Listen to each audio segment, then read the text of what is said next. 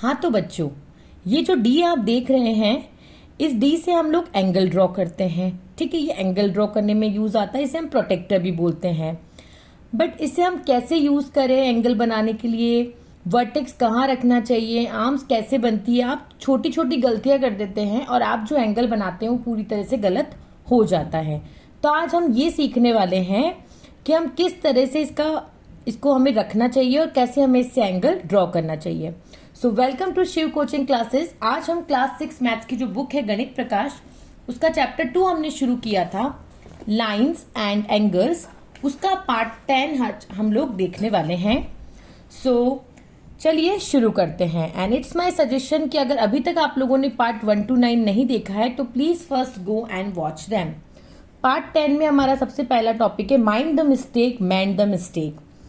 जब student protractor को use करता है एंगल को मेजर करने के लिए, एंगल को ड्रॉ करने के लिए, तो उसका इनकरेक्ट अगर वो यूज करेगा प्रोटेक्टर का, तो वो प्रॉपरली एंगल को रीड नहीं कर पाएगा। लेट सपोज हम सबसे पहले इस वाले फिगर से समझते हैं। ये वाला देखिए, ये वाला जो हमें दे रखा है, यहाँ पे देखिए ये हमारा एंगल है, ये रहा यहाँ पे, ये एक आर्म ये रही और एक आर्म ये रही, और ये हमारा एंगल है, हमें इसे मेजर करना है।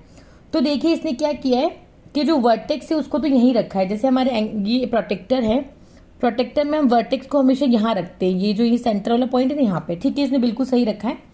लेकिन एक चीज होती है, एक जो ये आर्म होती है ना, ये वाली आर्म, इसको हम इससे मिला करके रखते हैं। मतलब वर्टेक्स तो हम यहाँ पर रखते हैं और जो एंगल की एक आर्म होती है ना, कोई सी भी एक आर्म को हम इस पे बिल्कुल कोइंसाइड कर देते हैं इसके ऊपर। मतलब ये जो एक आर्म होती है वो बिल्कुल इसके नीचे आनी चाहिए, ठीक है। लेकिन यहाँ आप देख रहे हैं कि एक आर्म इस तरह से बाहर निकल रही है, तो ये इसका मेजरमेंट प्रॉपर नहीं है, ये एक तरीका गलत है। दूसरा आप यहाँ पे देखिए कि इसने भी वर्टेक्स पे तो रखा है, लेकिन इसने भी ये जो लाइन है ना, ये बिल्कुल इस वाली लाइन से मीट करनी चाहिए थी, ये मीट नहीं हो रही है। तो ये भी प्रोटेक्टर होल्ड करने का तरीका और एंगल मेजर करने का तरीका बिल्कुल आपका गलत है। वर्टेक्स पे तो आपने रख दिया, वर्टेक्स पे तो आपने सही रखा है, लेकिन ये वाली जो रे है, ये वाली जो आर्म है, वो इस पे आनी चाहिए, ना कि ऐसे। तो ये भी आपका मेजरमेंट गलत हो जाएगा। अब तीसरा देखते हैं कि बच्चे कहाँ गलती करते हैं। जैसे आप देखिए बच्चों ने क्या किया, जो आर्म का जो कोना था ना, ये आर्म, ये वर्टेक्स तो यहाँ है जहाँ दोनों रे मिल गई, तो वर्टेक्स आपका यहाँ होना चाहिए। बच्चे क्या करते हैं कि ये जो आर्म वाला जो एंडिंग पॉइंट है उसको यहाँ रख देते हैं, तो ये भी एंगल मेजर करने का आपका गलत तरीका है। तीसरा आप देखिए कि बच्चे ने बिल्कुल सही किया है, इस लाइन को कोइंसाइड कर दिया, लेकिन अगर आप ढंग से देखेंगे तो जो वर्टेक्स है उसको यहाँ होना चाहिए था, पर वो थोड़ा आगे कर दिया, तो इस तरह से भी जो आपका एंगल का मेजरमेंट है वो गलत हो जाएगा। चौथी गलती बच्चे कहाँ करते हैं कि उन्होंने बिल्कुल सही रखा। जैसे अब बिल्कुल सही तो नहीं कह सकते, बिल्कुल गलत रखा है। अब जैसे यहाँ पे उन्होंने सोचा वर्टेक्स यहाँ होता है, यहाँ नहीं होता। आप सोचेंगे यही लाइन तो ऊपर जा रही है, यहाँ रख देते, नहीं, आपको ये जो वर्टेक्स है उसको यहीं पर रखना है, और ये वाली लाइन या फिर इनमें से एक वाली लाइन कोई सी यहाँ पे कोइंसाइड करनी चाहिए। चलिए अब नेक्स्ट वाला देखते हैं। इसने बिल्कुल सही किया है। देखिए इसने क्या किया है कि जो दोनों आर्म के जो पॉइंट है, जो वर्टेक्स है, उसको बिल्कुल यहाँ सेंटर में रखा है, और एक जो आर्म है वो इस तरह से जीरो लाइन पे भी मैच कर रही है। पर इसने जो मेजरमेंट लिखा है ना यहाँ पे, वो गलत लिख दिया 85। देखिए कैसे, मैं थोड़ा सा आपको जूम करके दिखाती हूँ। ये देखिए, अगर आप देख पा रहे हैं तो ये यहाँ पे जहाँ सेंटर लाइन है वहां क्या है हमारा 0, तो 0 ऊपर वाली स्केल पे, नीचे वाली स्केल पे तो ये देखिए यहाँ पे 180 आ रहा है। पर जो बेस लाइन हम जहाँ रखते हैं ना, बेस लाइन पे जहाँ 0 आता है वो वाली स्केल हम लेते हैं। तो यहाँ से अगर आप इसको मेजर करेंगे ना, तो 10, 20, 30, ये 90, 100, 100 और 110 के बिल्कुल बीच में आ रहा है। 100 और 110 के बिल्कुल बीचों बीच क्या होगा, 105। तो इसका मेजरमेंट इन्होंने यहाँ गलत दिखा। ये जो एंगल है ये 105 डिग्री का होगा, ना कि 85 डिग्री का। अब इसने 85 डिग्री कैसे लिखा है, इसने क्या करा, ये वाली स्केल ले ली, जो ये वाली स्केल है ना, ये वाली, और हमें कौन सी वाली लेनी है, ये बाहर वाली लेनी है। इसने ये वाली ले ली, तो इसके अकॉर्डिंग इसने सोचा 80 और आगे थोड़ा सा जा रहा है तो 85 होगा, बट ये गलत है। आपने अगर पूरे डी को सही से रखा है मेजर करने के लिए, तो आपको ये भी पता होना चाहिए कि आपको ये वाली स्केल यूज करनी है, ये वाली। सिंपल सा इसका रूल है कि जहां ये आपकी बेस लाइन, जिस लाइन मतलब जैसे आपकी बेस लाइन आपने रखी, तो वहां जहाँ 0 आ रहा है ना, जैसे 0 यहाँ आ रहा है, तो आप ये ऊपर वाली यूज करेंगे और आपको इजीली। और भी इसका एक और ट्रिक ये देखिए, एल से ज्यादा, अगर ये एल बनता तो बिल्कुल ऐसे बनता ना, एग्जैक्ट ऐसे बनता, लेकिन ये तो एल से भी बाहर जा रहा है, मतलब कि ऑब्ट्यूज एंगल है, यानी कि 90 डिग्री से बड़ा है, आप ऐसे भी समझ सकते हैं। तो ये 105 डिग्री का होगा, ना कि 85 डिग्री का। तो ये कुछ छोटी छोटी गलतियां हैं जिन्हें आप नहीं करेंगे, और अगर प्रॉपरली यूज करेंगे प्रोटेक्टर का तो आप एक्यूरेटली एंगल को मेजर भी कर पाएंगे और एक्यूरेटली एंगल को ड्रॉ भी कर पाएंगे। चलिए अब पेज नंबर 45 पे जो फिगर इट आउट है हम उसे करते हैं। अब इस फिगर इट आउट में हमें कुछ क्वेश्चन दिए हुए हैं, एक एक करके हम सारे क्वेश्चंस को सॉल्व करेंगे। सबसे पहला क्वेश्चन है what are the angles, angles in a clock. यहाँ पे आपको क्लॉक दी हुई है, आपके घर में जो घड़ी होती है वो दी हुई है। The hands of clock met different angles at different time. दो हैंड्स होते हैं आपके क्लॉक में, एक तो लंबा वाला होता है मिनट हैंड और छोटा वाला होता है आवर हैंड, यानी जो आवर को बताता है और ये वाला मिनट्स को बताता है। अब ये बोल रहा है कि जो मिनट हैंड है ना, ये डिफरेंट डिफरेंट टाइम पे डिफरेंट डिफरेंट एंगल बनाते हैं। जैसे अभी 1 बज रही है तो यहाँ एंगल बन रहा है, जब 2 बजेगी तो ऐसे एंगल बनेगा, जब 3 बजेगी तो ऐसे एंगल बनेगा। तो ये जो आपके दोनों हैंड्स हैं ये डिफरेंट डिफरेंट टाइम पे डिफरेंट डिफरेंट एंगल बनाते हैं। जब 1 बजती है ना तो इन दोनों हैंड्स के बीच में 30 डिग्री का एंगल होता है। वाई? ये पूछ रहा है 30 डिग्री का एंगल ही क्यों होता है? क्योंकि हमें पता है क्लॉक क्या है, हमारे पास एक सर्कल है। क्या है? सर्कल। और सर्कल का पूरा कितने डिग्री का होता है? 360 डिग्री का। और हमें पता है घड़ी में टोटल कितने नंबर है? 12 नंबर्स हैं। कितने नंबर है? 12। तो हमने पूरी घड़ी को 12 पार्ट्स में डिवाइड किया। तो जब हम 360 को 12 से डिवाइड देंगे तो हमारे पास क्या आएगा? 30 डिग्री। यानी हर एक 2 नंबर के बीच में, हर 2 नंबर के बीच में कितने का एंगल बन रहा है? 30 डिग्री। फिर 12 से लेके 2 तक 30 + 30 60 डिग्री का। 12 से लेके 3 तक 30 30 30 33 से 90 डिग्री। इस तरह से होप आप समझ रहे होंगे। तो 30 60 90 120 150 180 210 240 270 300 330 और 360, इस तरह से पूरा आपका सर्कल हो गया 360 डिग्री का। अभी मैं आपको समझा रही हूँ, फिर मैं आपको रिटर्न में इन सब के प्रॉपर आंसर भी प्रोवाइड कर दूंगी जो आपको नोटबुक में होमवर्क करने में मदद करेंगे। एक बार आप समझ लीजिए, फिर पूरा रिटर्न फॉर्म में एक काम करती हूँ, मैं आपको साथ के साथ इसके आंसर्स भी दे देती हूँ, वेट कीजिए, है ना। So what will be the angle at 2 o'clock? 2 o'clock पे क्या एंगल बनेगा? 2 o'clock यानी 2:60। तो 60 मिनट पे मिनट की सुई तो 12 पे ही रहेगी ना, 2 बजे, मतलब ये वाला सुई यहाँ पे आ जाएगा। तो 30 + 30 60 डिग्री का एंगल बनेगा। 4 o'clock पे कितना बनेगा? जब 4 o'clock पे यहाँ आ जाएगा, छोटी वाली आवर वाली और मिनट वाली वहीं रहेगी। 30 30 30 30 30 को 4 बार जोड़ना, यानी 4 o'clock पे बनेगा 120 डिग्री का एंगल। 6 o'clock पे देखिए आवर वाला यहाँ आ जाएगा, यहाँ नहीं रहेगा, मिनट वाला वहीं रहेगा। तो 30 30 30 30 30 30 30 को 6 टाइम जोड़ना है। तो 30 को 6 टाइम जोड़ेंगे तो क्या बन जाएगा? 180। आप देखिए इस तरह सीधी लाइन बनती है, उसको स्ट्रेट एंगल हम लोग पढ़ के आए। स्ट्रेट एंगल होता है ना सीधी लाइन। और यहाँ 3 पे देखिए एल बन रहा है, एल मतलब कि 90 डिग्री का एंगल हमारे पास यहाँ पे बनेगा। समझ गए? ये बोल रहा है explore other angles made by the hands of the clock. Other angle कौन से बन रहे हैं? यहाँ तो 180 बनेगा। जब 7 पे होगा तो कितने का बनेगा? 210 का। 8 पे होगा तो 240 का। 9 पे होगा तो 300 का। 10 पे होगा तो 330 का। और 12 पे होगा तो 360 का, क्योंकि जब दोनों ही सुई 12 पे ही होगी। ठीक है, तो इस तरह से जैसे 30 यानी 3 की टेबल आप पूरी कर लीजिए। 30 60 90, इस तरह से आप इसको याद रख सकते हैं। तो ये अलग अलग एंगल्स हैं जो हमारे क्लॉक में जो हैंड्स है वो बना रही है। अब मैं आपको इसका आंसर देती हूँ। सो ये फर्स्ट का आपका प्रॉपर आंसर है। The clock dial has been divided into 12 equal parts. The dial of clock represent the angle of 360. So angle measure of each part is 360 divided by 12 equals to 30 degree. Thus at 1 o'clock the angle between the hand is 30 degree. And as from 12 to 2 we have 2 parts. At 2 o'clock the angle between the hands, यहाँ पे आएगा angle between the hands is 60 degree. Similarly जब 4 बजेगी तो 12 के और 4 के बीच में जो एंगल होगा वो आपका होगा 120, और 6 o'clock पे जो आपका एंगल होगा वो होगा 180 डिग्री। तो ये आपका आंसर हो गया ए और बी का। सी का आंसर मैंने आपका यहाँ पे लिख दिया है कि और कौन कौन से डिफरेंट डिफरेंट एंगल बन रहे, तो आप ऐसे लिखोगे, मैंने पूरा नहीं लिखा है। 1 o'clock पे 30 डिग्री, 2 o'clock पे 60 डिग्री, 3 o'clock पे 90, 4 o'clock पे 120, 5 o'clock पे 150 एंड सो ऑन। अब बढ़ते हैं नेक्स्ट क्वेश्चन की तरफ। द एंगल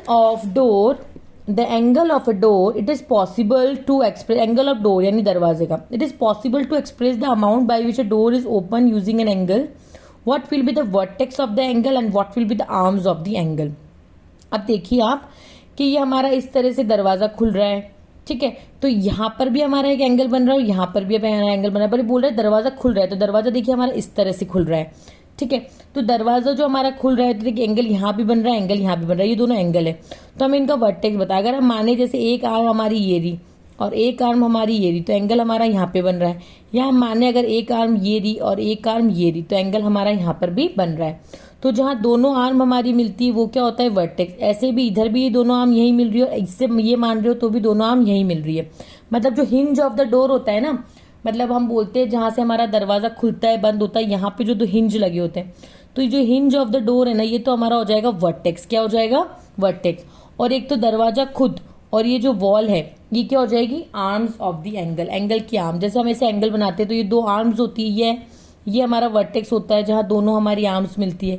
तो यहाँ जो वर्टेक्स है वो तो हिंज ऑफ द डोर है, और ये जो दो हमारे, एक तो दीवार खुद और एक दरवाजा, ये क्या है, हमारे आर्म्स हैं। अब इसका अगर आप प्रॉपर आंसर रिटर्न में चाहते हैं तो वो ये रहा, yes it is possible to express the amount by which door is open using an angle, the vertex will be the hinge. Vertex क्या होगा, hinge of the door, and the arms of angle will be the wall and the door itself. आप इसका screenshot ले सकते हो और answer को कर सकते हैं। जल्दी से स्क्रीनशॉट ले लीजिए। Very good, half of the answer is on this side. Yes. Now move on to the next question. Vidya is enjoying her time on the swing. Vidya झूले पे इंजॉय कर रही है। वो नोटिस करती है कि जितने ज्यादा एंगल से वो स्टार्ट करती है झूलना, उतनी स्पीड वो अचीव करती है झूले में, उतनी तेजी से उसमें स्पीड आती है जितने ज्यादा एंगल से वो स्टार्ट करती है। तो वो एंगल क्या है, क्या आपको दिख रहा है? आप देखिए, ये यहाँ पे विद्या है, झूल रही है, ये पेड़ पर झूल रही है। तो ये जितने ज्यादा एंगल से, मतलब ये एंगल जितना ज्यादा बड़ा होगा, अपन जैसे झूले को जितना पीछे जाके ऐसे जाते हैं ना, उतना आगे उसमें धक्का लगता है, मतलब उतनी ग्रेटर स्पीड वो अटेंड करता है। तो आप देख पा रहे हैं एंगल जो है ये रहा, तो और इसकी एक आर्म तो ये रही और एक आर्म हम मान सकते हैं ये वाली यहाँ पर है, ठीक है, जो ट्री है ना वो। तो ये इसकी दो आर्म है और ये इसका एंगल है। अगर आप इसका प्रॉपर आंसर चाहते हैं तो आप इस तरह से लिख सकते हैं कि विद्या की जो original position is along when she start swinging the rope of swing is along the slanting line which makes an angle with imaginary vertical line, the speed depend upon this angle. तो इस answer के कहने का मतलब यही है, आप इसका स्क्रीनशॉट ले सकते हैं कि ये इसका कहने का मतलब यही है कि जो ये झूला है और ये जो है इनके बीच में यहाँ पे ये हमारा एंगल फॉर्म हो रहा है। अब नेक्स्ट क्वेश्चन है हमारे पास, हियर इज द टॉय। यहाँ आपको दिख रहा है कि एक टॉय आपको दे रखा है, ये देखिए, ये आपको एक टॉय दे रखा है, इसमें स्लैंटिंग स्लैब्स है, 1 2 3 4, ये स्लैंटिंग दिख रही है ना आपको, स्लैंटिंग स्लैब्स है। ग्रेटर द एंगल और the slope of the slab, मतलब ये स्लैब जितना ज्यादा एंगल बना रही है, जितनी ज्यादा इसकी स्लोप है, जितनी ज्यादा ढलान है इसमें, तो बॉल उतनी ज्यादा रोल फास्ट करेगी। जैसे सपोज करो मेरी हथेली है, अगर मैं इसको ऐसे स्लैंट कर दूं तो ये पेंसिल देखिए कितनी जल्दी से इस पे से रोल कर रही है फास्ट, है ना। तो जितना ज्यादा स्लोप होगा उतनी ज्यादा बॉल जो है वो रोल करेगी फास्ट। तो क्या हम एंगल बता सकते हैं, can be use to describe the slope of the slab, कि जो ये स्लैब्स दे रखी है आपको अलग अलग, इसमें कितनी स्लोप है, कितनी ढलान है, क्या हम एंगल से डिस्क्राइब कर सकते हैं। और उस एंगल की आर्म्स क्या होगी वो भी आपको बताना है, और कौन सी आर्म आपको दिख रही है और कौन सी आर्म्स आपको नहीं दिख रही है वो भी आपको बताना है। तो देखिए, अब जैसे मैं आपको इससे समझाती हूँ, जैसे देखिए ये आपकी एक स्लैब है, क्या है, ये आपकी स्लैब है, ठीक है। अब ये स्लैब या एंगल बना ली इसके साथ, तो यहाँ पे हम मान लेते हैं एक हॉरिजॉन्टल इमेजिनरी लाइन। आप एक लाइन कंसीडर कीजिए कि यहाँ पे एक लाइन है जो इमेजिनरी लाइन, तो इन दोनों के बीच में जो ये एंगल बन रहा है, एक तो इसके बीच में और एक इमेजिनरी लाइन के बीच में, वो है आपका एंगल, और ये एंगल की वर्टेक्स है। तो अब ये तो वर्टेक्स हो गया, ठीक है, और आर्म्स कौन सी होगी, एक तो स्लैब खुद और एक इमेजिनरी लाइन जो हम इमेजिन कर रहे हैं कि यहाँ एक हॉरिजॉन्टल लाइन होगी, उससे यहाँ एंगल बन रहा है। तो ये बोल रहे हैं कौन सी आर्म विजिबल है, तो स्लैब वाली जो आर्म है वो तो विजिबल है, फिर कौन सी आर्म विजिबल नहीं है, जो हॉरिजॉन्टल लाइन वाली आर्म है वो विजिबल नहीं है। तो इसका प्रॉपर आंसर आप इस तरह से लिख सकते हैं, yes angles can be use to describe the slopes of the slab. एक तो हॉरिजॉन्टल इमेजिनरी लाइन और एक स्लैब खुद जो है वो हर एंगल की आर्म्स है, और जो स्लैब आर्म है वो विजिबल है, बट जो हॉरिजॉन्टल लाइन है वो विजिबल नहीं है। देखिए ये तो मैंने यहाँ ड्रॉ करी, लेकिन अब जैसे इस स्लैब की बात करूँ तो यहाँ पे भी इस तरह से एक हॉरिजॉन्टल लाइन होगी जो आपको विजिबल नहीं है। अगर मैं इसकी बात करूँ तो यहाँ पे भी एक हॉरिजॉन्टल लाइन होगी जो आपको विजिबल नहीं है, और यहाँ पर भी एक हॉरिजॉन्टल लाइन है जो आपको विजिबल नहीं है। देखिए मैं आपको थोड़ा जूम करके दिखा देती हूँ, ये देखिए आप देख पा रहे हैं मैंने जो इमेजिनरी लाइन्स ड्रॉ करी है यहाँ पर, ये ऐसे एंगल बनाने के लिए और यहाँ पर ऐसे एंगल बनाने के लिए। तो ये हुआ आपका इसका आंसर। अब बढ़ते हैं इस फिगर इट आउट के लास्ट क्वेश्चन की तरफ। Observe the images below where there is an insect and its rotated version, can angles be use to describe the amount of rotation, how, what will be the arms of the angle and the vertex. यहाँ बोल रहे हैं यहाँ पे आपको images दे रखी है insect की, और इंसेक्ट का रोटेटेड वर्जन, जब वो रोटेट हो रहा है वो भी आपको दे रखा है। तो आपको एंगल की हेल्प से डिस्क्राइब करना है कि इन्होंने कितना रोटेशन किया है, अमाउंट ऑफ रोटेशन आपको बताना है, और यहाँ एंगल बन रहा है तो एंगल की आर्म्स क्या होगी वो भी आपको बतानी है, और वर्टेक्स भी आपको बतानी है। देखिए अगर आप ढंग से देखेंगे तो आप क्या करेंगे कि ऑब्जर्व, मान लो यहाँ पे एक हॉरिजॉन्टल लाइन है, हॉरिजॉन्टल लाइन है, तो इंसेक्ट पहले आपका ऐसा था, इस तरह से था, और वो फिर इस तरह से लेट गया, है ना, उसने रोटेशन कर लिया, यहाँ से वो इस तरह से रोटेट कर गया, ठीक है। तो अब यहाँ जहाँ ये दोनों मिल रही है ना, ये तो हो गई आपकी वर्टेक्स, और एक आर्म हो गई आपकी ये, और एक आर्म हो गई आपकी ये। अभी रोटेशन कैसे कर रहा है, इस तरह से क्लॉकवाइज कर रहा है। कैसे रोटेशन, जैसे अपनी घड़ी चलती है ना, घड़ी की सुई, वैसे चल रहा है। यहाँ अगर आप देखेंगे तो ये इंसेक्ट ऐसा था और ये हॉरिजॉन्टल लाइन मानिए, तो यहाँ तो ये आपका वर्टेक्स हो गया जहाँ दोनों रे आपकी मिल रही है, और यहाँ ये इंसेक्ट इस तरह से आया, किस तरह से आया, इस तरह से लेट गया। तो यहाँ जो इंसेक्ट रोटेशन कर रहा है वो कर रहा है आपका एंटी क्लॉकवाइज। एंटी क्लॉकवाइज यानी घड़ी जिस दिशा में चलती है उसकी उल्टी दिशा में ये चल रहा है। तो एक तो ये आर्म हो गई, एक ये आर्म हो गई, और ये हो गया आपका वर्टेक्स। यहाँ पे एक ये आर्म हो गई, ये आर्म हो गई, और ये हो गया आपका वर्टेक्स। अब इसका अगर आप प्रॉपर आंसर लिखना चाहते हैं तो प्रॉपर आंसर ये रहा, observe the horizontal and vertical line touching the insect, the rotation from vertical to horizontal position makes an angle we can imagine। आप इतने का स्क्रीनशॉट ले लीजिए। Meeting point of two lines as the vertex and two lines as the arms of the angle, कि जहां ये दो line आपकी मीट हो रही है, जहां ये दोनों लाइन आपकी मीट हो रही है वो तो वर्टेक्स, और ये जो दो लाइंस है वो क्या है आपकी आर्म्स ऑफ द एंगल। ये देखिए वर्टिकल टू हॉरिजॉन्टल आ रहा है, ये वर्टिकल था ये हॉरिजॉन्टल हो गया, ठीक है, पर ये क्लॉकवाइज हुआ, ये भी वर्टिकल था ये हॉरिजॉन्टल हो गया, बट ये एंटी क्लॉकवाइज हुआ है। तो इस तरह से आप इसका स्क्रीनशॉट लीजिए, और इसी के साथ आपका ये फिगर इट आउट कंप्लीट हुआ। अगर आप पार्ट 11 चाहते हैं तो जल्दी से कमेंट बॉक्स में कमेंट कर दीजिए पार्ट 11। पार्ट 11 में जो हमें आगे वाला पोर्शन है ड्राइंग एंगल्स के, एंगल को कैसे ड्रॉ करते हैं वो मैं आपको पूरा सिखाने वाली हूँ। और अगर आपको मेरा पढ़ाया हुआ पसंद आता है, समझ में आता है, तो please subscribe my channel and share with your friends and families. और मैं क्लास 6 की मैथ, 7th 8 हर क्लास की मैथ को बहुत ही आसान तरीके से हर एक क्वेश्चन आपके साथ आपके सामने आपको सॉल्व करके दिखाऊंगी एकदम ईजी वे में। तो अगर आप भी मैथ्स को इजी वे में पढ़ना चाहते हैं तो subscribe, comment, like and share. तब तक के लिए bye bye, take care, thank you. मिलते हैं नेक्स्ट पार्ट 11 में।